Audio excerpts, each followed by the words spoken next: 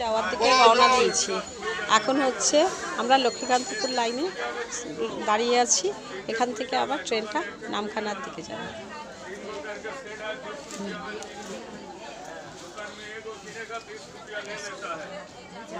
Tata.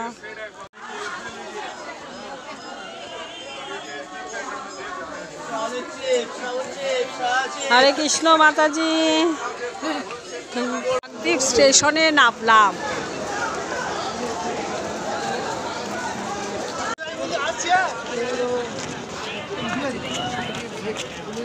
Kakdwip station থেকে আমরা এখন টোটো ধরার জন্য টোটো ধরার উদ্দেশ্যে যাচ্ছি। এসছি লট নাম্বার 8 জেটিঘাটে এসছি। এখন আমরা ভ্যাসালে উঠব।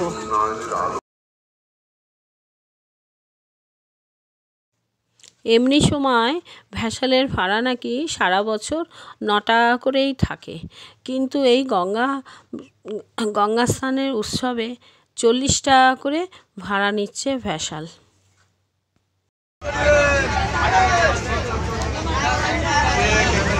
আমরা ভ্যাসেলে উঠে গেছি অলরেডি। এখন ভ্যাসেলটা স্টার্ট দিচ্ছে।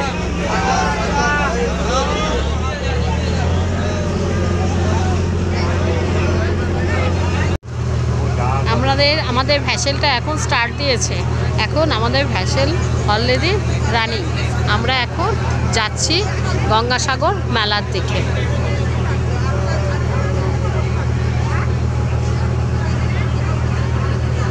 এখন সময় হচ্ছে সকাল 8:15। আমরা ভোর 4টে ফার্স্ট যে ট্রেন, ওই ট্রেনটায় উঠেছিলাম।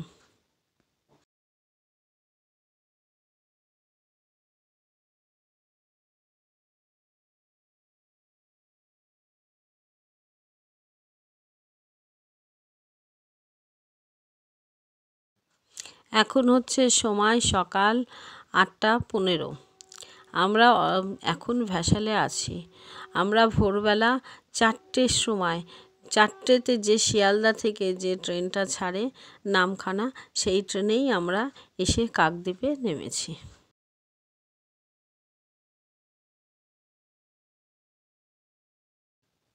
আমাদের এই ভ্যাসেলে পার হতে ঠিক 40 মিনিট সময় লাগে। নেমে ভ্যাসেল ঘাট থেকে বেরিয়ে সামনে বাস ধরার জন্য এগিয়ে যাচ্ছে।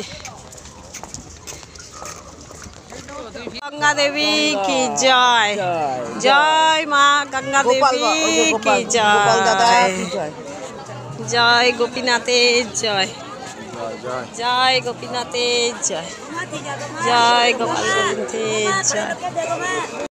আমরা সকাল সকাল ভোর ভোর উঠে স্নান করে কপিলমুনির আশ্রমের দিকে আগাচ্ছি, কপিলমুনি আশ্রমে পুজো দেওয়ার জন্য।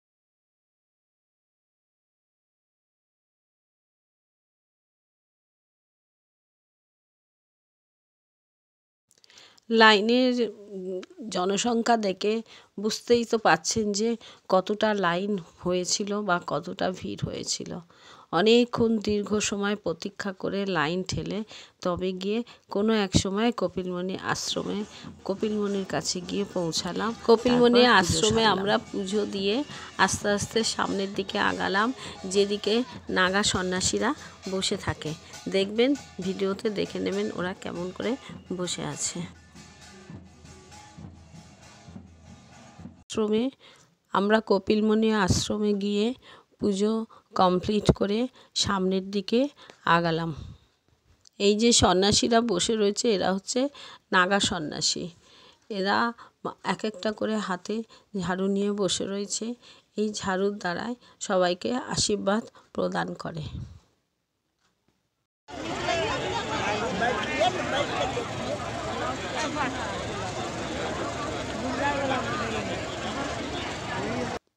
এই যে এখন যে অনুষ্ঠানটা আপনারা দেখছেন, এটা হচ্ছে ওখানকার কপিলমুনি আশ্রমে সন্ধ্যাবেলা করে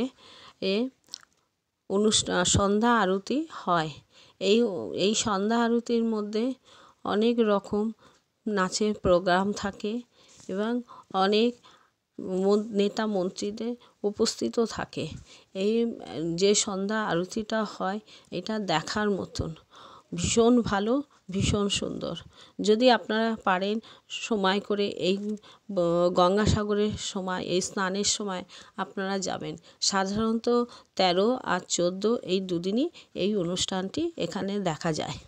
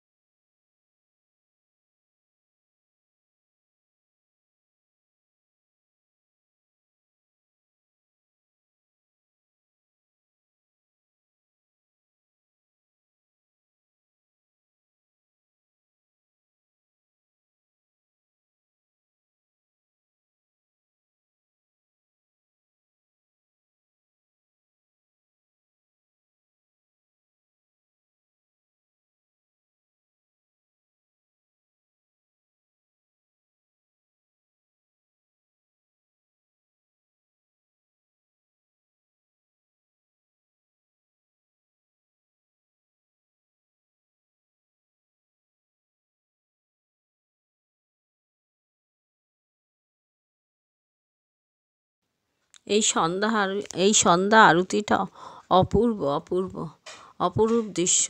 দেখলে সত্যিই মনটা জুড়িয়ে যায়। মনে হয় যেন এখানে রোজ আসি, রোজ এইভাবে এই প্রোগ্রামটা উপভোগ করতে পারি।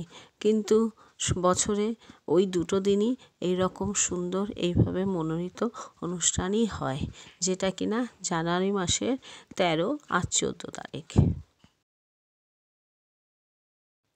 আমরা এই সন্ধ্যা আরতি অনুষ্ঠানটা সম্পূর্ণ করে আস্তে আস্তে ওখানে মেলা বসে, মেলার মধ্যে সব কিছুই পাওয়া যায়। তারপরে আমরা এই মেলা একটু ঘুরিয়ে ঘাড়িয়ে একটু যেটা ভালো লাগলো সেই সব জিনিস কিনে নিয়ে আমরা যে যার রুমে ফিরলাম।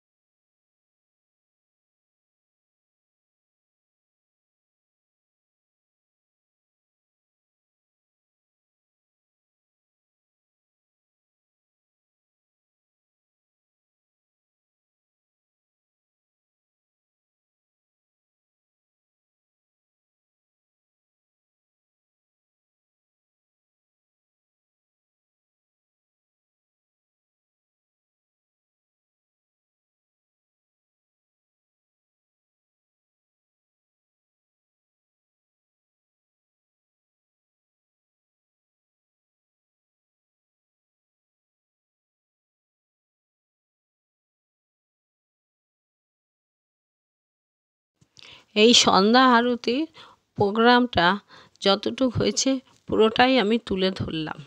তার কারণ এত সুন্দর, এত অপূর্ব, মনে রাখার মতন জিনিস। তাই এত অপূর্ব, তার জন্য আমি পুরো প্রোগ্রামটাই এই ভিডিওর মাধ্যমে তুলে ধরলাম। জানি না আপনাদের কেমন লাগবে, কতটা ভালো লাগবে।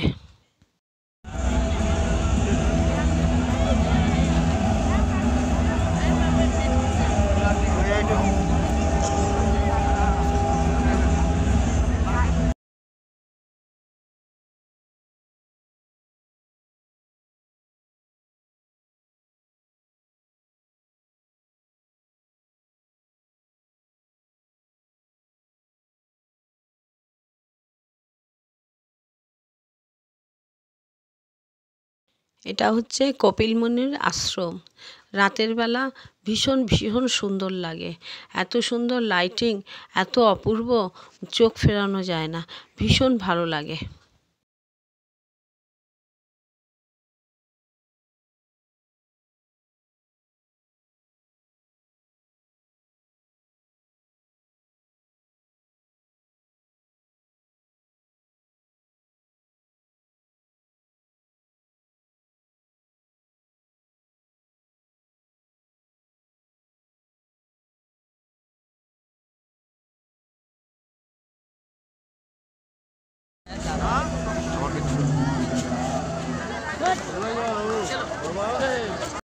মেলা ঘুরে আসার পর বাড়ি ফিরে একটুখানি গঙ্গার পাড়ে গেলাম। ওইখানে গঙ্গার এত সুন্দর স্রোত, এত মহিমা, এত অপূর্ব লাগছিল, যেন আর রুমে ফিরে আসতেই ইচ্ছা করছিল না।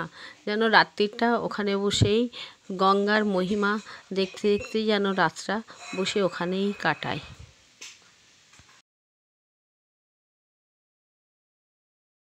জিনিস যে গঙ্গার পাড়ে ঠান্ডাই ছিল না।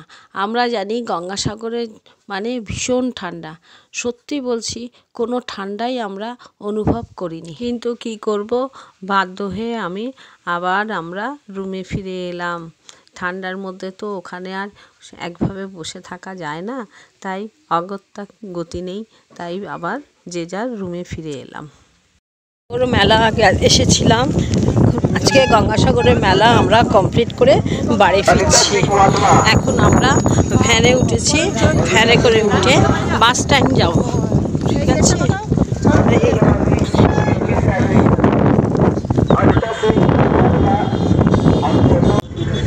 গঙ্গাসাগর 2025 গঙ্গাসাগর মেলা সফর করলাম। হরে কৃষ্ণ।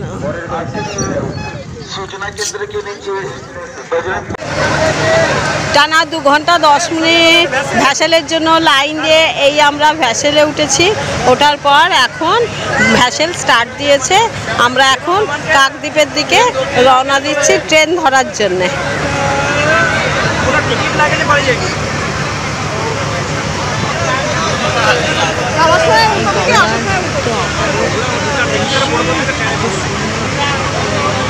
জানি না ভাগ্যে হবে কিনা।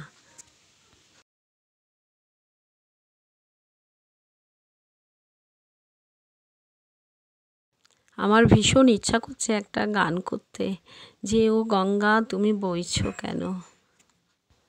ভূপেন হাজারিকার গান। সত্যি এই গঙ্গা দেখলে পরে ভূপেন হাজারিকার এই চিরাচরিত যে গানটি মনে পড়েই যায়। আস্তে আস্তে এগিয়ে যাচ্ছে জেটি ঘাটের দিকে। এইবার আমাদের যথাযথ সময় এই জেটি থেকে ভ্যাসাল থেকে নেমে আমাদের টোটো ধরার জন্য সামনে এগিয়ে যেতে হবে।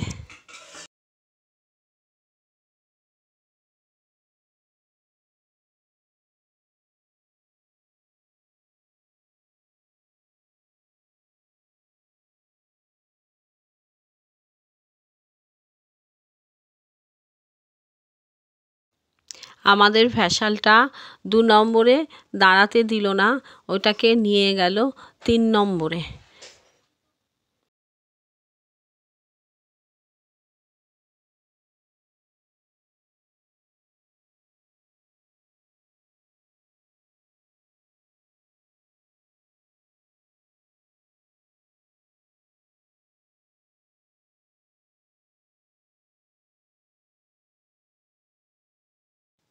আমাদের ভ্যাসালটা আস্তে আস্তে 3 নম্বর ঘাটের দিকে এগিয়ে যাচ্ছে।